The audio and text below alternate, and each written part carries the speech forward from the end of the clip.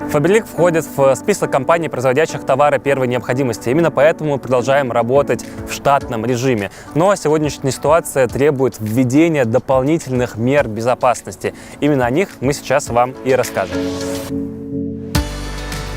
Компания Faberlic очень ответственно подходит к подготовке своих сотрудников к началу рабочего дня. Ежедневно каждый сотрудник обязан измерить температуру, получить на входе на склад перчатки, маску, а также обработать руки санитайзером, и только после этого он допускается до своего рабочего места.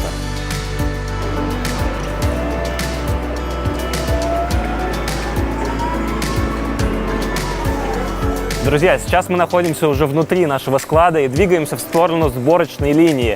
Там мы сможем вам показать, как происходит упаковка ваших заказов. Мы находимся на сборочной линии, и я расскажу вам о мерах, которые мы ввели для повышения вашей безопасности. Во-первых, мы значительно увеличили расстояние между сотрудниками.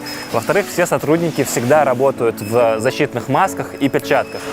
И в-третьих, каждый час происходит антибактериальная обработка рабочего места всех сотрудников.